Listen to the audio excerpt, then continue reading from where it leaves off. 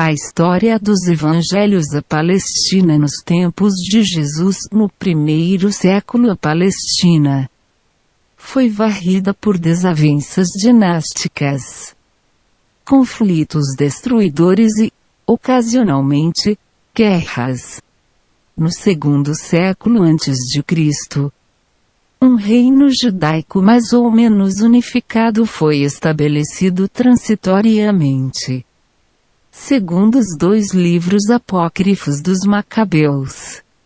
Por volta de 63 a.C., contudo, a terra estava novamente em turbulência, madura para a conquista.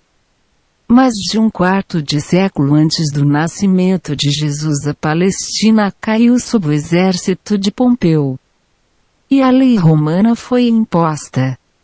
Mas Roma, na época, muito extensa e muito preocupada com seus próprios problemas, não estava em condições de ali instalar o aparelho administrativo necessário para um governo direto. Assim, ele criou uma linha de reis marionetes, a dos Herodianos, para governar sob seu controle. Não eram judeus, mas árabes. Herodes Antipater, 63 a 37 a.C., Herodes, o Grande, 37 a 4 a.C., Herodes Antipas. O povo do país podia manter sua própria religião e costumes, mas a autoridade final era Roma e reforçada pelo exército romano. No ano 6 d.C., o país foi dividido em duas províncias, Judéia e Galiléia. Herodes Antipas tornou-se o rei da Galiléia. Mas Judéia, a capital espiritual e secular, tradição, ficou sujeita à norma romana direta, administrada por um procurador romano baseado em Cesária. O regime era brutal e autocrático. Ao assumir o controle direto da Judéia, mais de 2.000 rebeldes foram crucificados.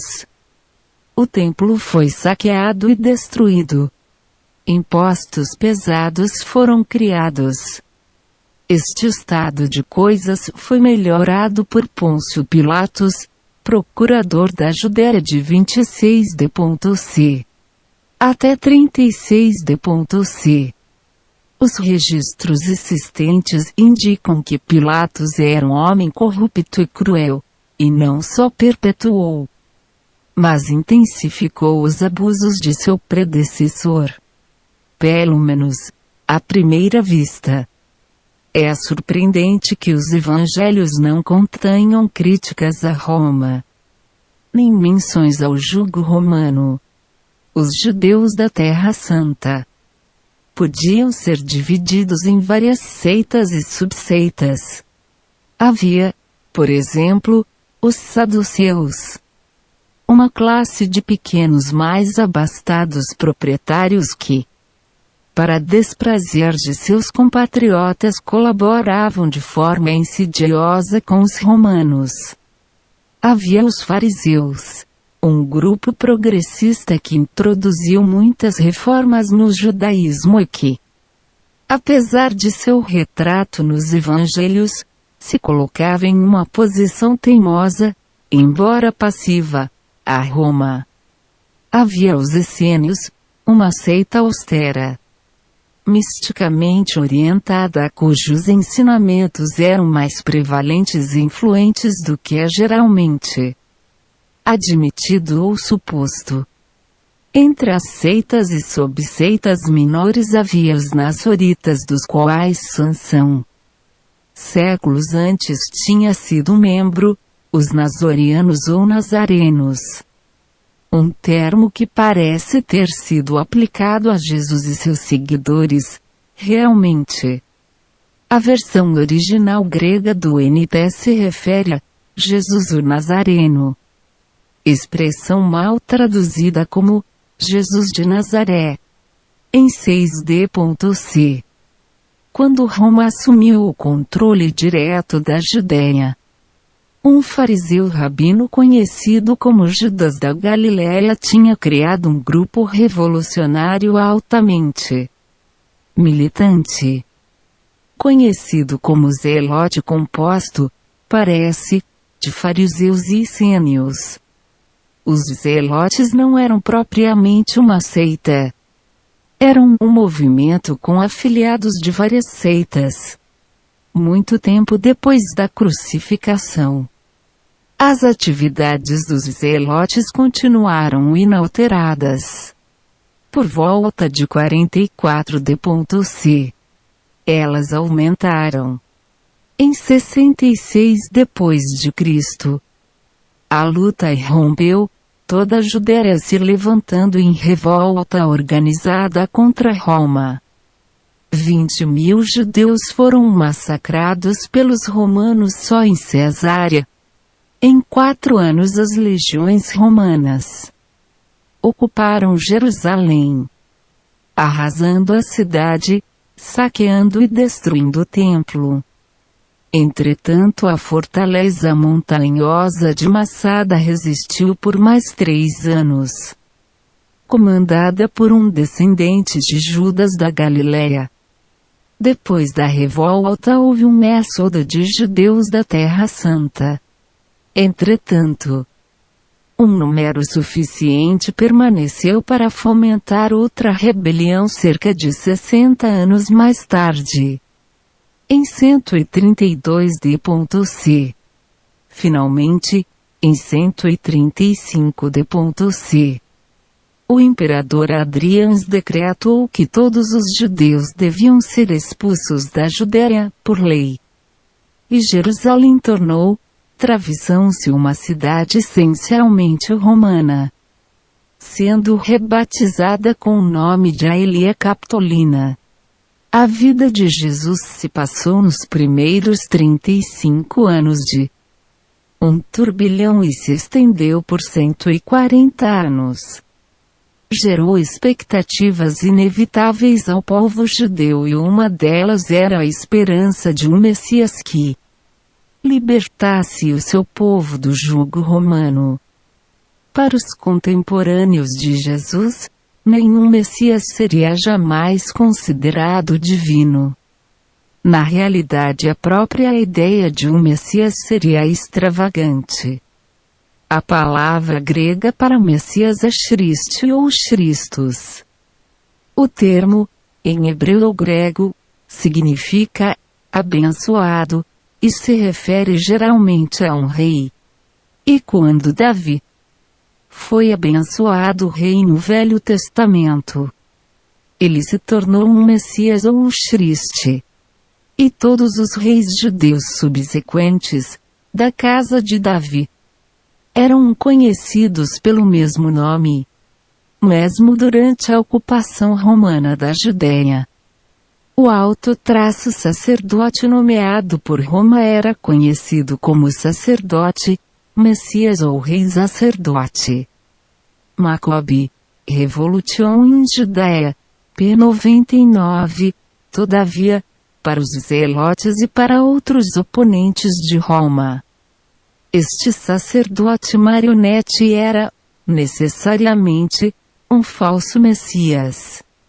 Para eles, o verdadeiro Messias significava algo muito diferente, o legítimo rei perdido, o descendente desconhecido da casa de Davi, que libertaria seu povo da tirania romana.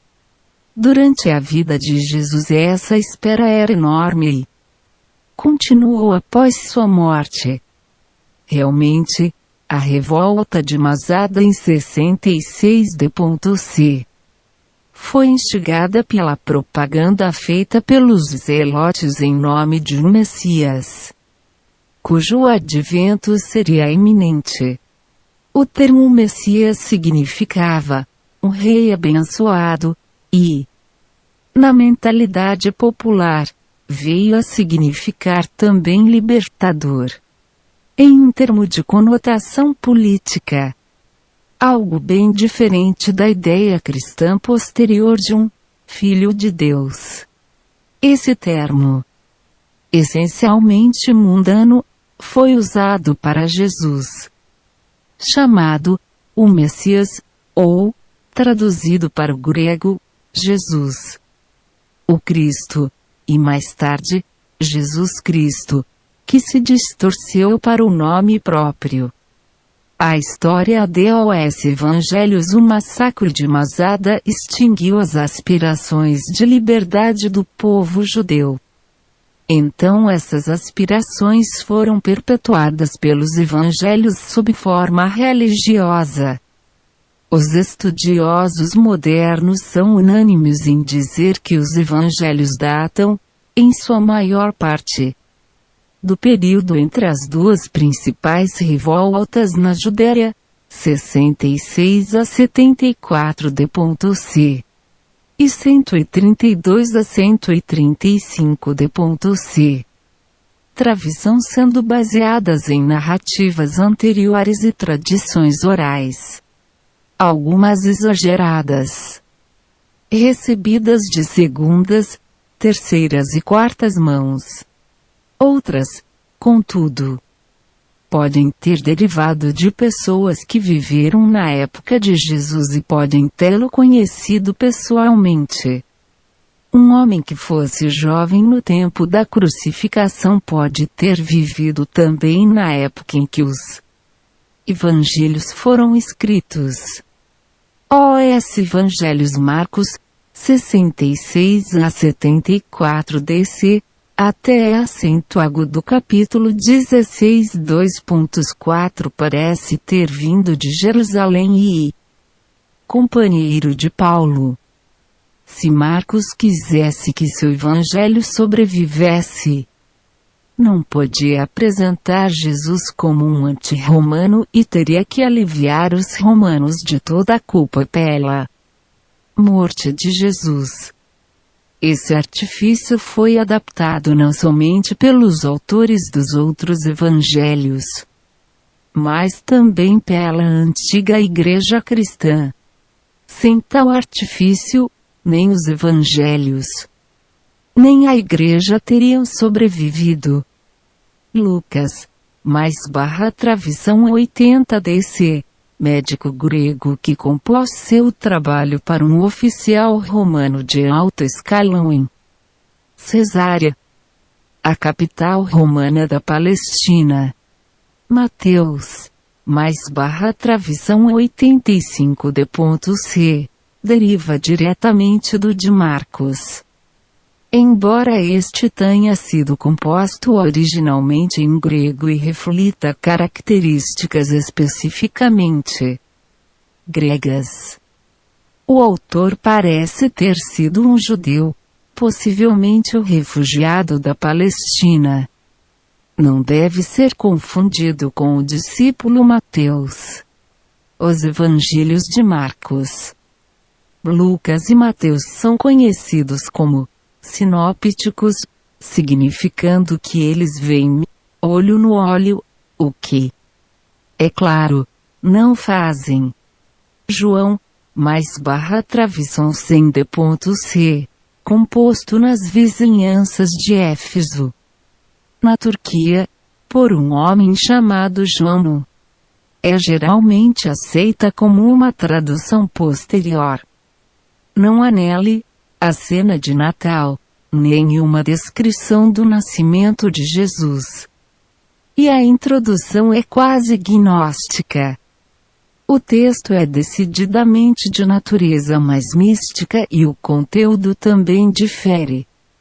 Contém episódios que não figuram nos outros evangelhos: o casamento de Canaã, Nicodemos, José de Arimateia, cura de Lázaro, embora esse último tenha sido incluído no Evangelho de Marcos. Com base em tais fatores, estudiosos modernos têm sugerido que o Evangelho de João, a despeito de sua composição tardia, pode ser o mais fidedigno e historicamente acurado dos quatro. Mais do que os outros, Ele parece originar-se de traduções correntes entre contemporâneos de Jesus, bem como de outros materiais inacessíveis a Marco, Lucas, Mateus.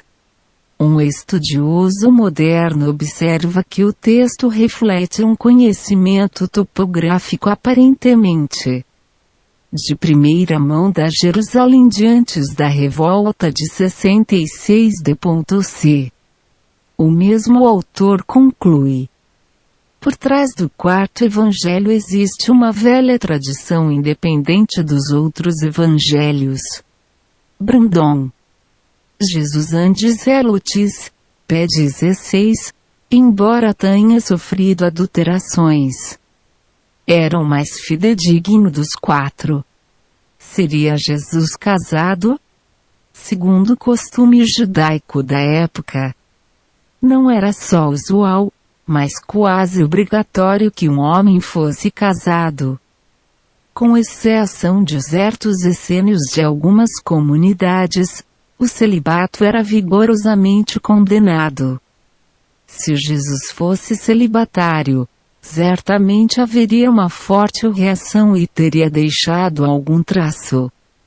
A falta de comentários sobre o casamento de Jesus nos evangelhos é um forte argumento, não contra, mas a favor da hipótese de casamento, porque qualquer prática ou defesa do celibato voluntário, no contexto judeu da época, teria sido tão estranha que teria atraído muita atenção e comentários. A hipótese de casamento é reforçada pelo título de rabino e a lei judia explícita. Um homem não casado não pode ser professor. As bodas de Canaã sugerem que o casamento tenha sido do próprio Jesus. É de se estranhar o fato de Jesus e sua mãe estarem lá. Ele ainda não havia iniciado seu ministério, e Maria lhe ordena que reponha vinho. Comporta-se como se fosse a anfitriã, João 2:2.3-4, e faltando o vinho, a mãe de Jesus lhe disse: eles não têm vinho. E Jesus respondeu: mulher, que importa isso a mim e a vós? Ainda não é chegada a minha hora. Mas Maria, completamente à vontade, ignora o protesto do filho, João 2:2.5. Disse a mãe de Jesus aos que serviam: fazei tudo o que eles vos disser. E os servos prontamente obedeceram, como se estivessem acostumados a receber ordens de Maria e de Jesus. No que concerne aos evangelhos, ele ainda não tinha demonstrado seus poderes. E não havia razão para que Maria assumisse que ele os possuía. Mas mesmo que houvesse, por que deveriam tais dons, singulares e sagrados, serem empregados com um propósito tão banal? Por que deveria Maria fazer tal pedido a seu filho? Por que deveriam dois convidados a um casamento tomar sobre si a responsabilidade de servir? Uma responsabilidade que, por costume, seria reservada ao anfitrião? A menos, é claro, que o casamento em Canaã fosse o próprio casamento de Jesus.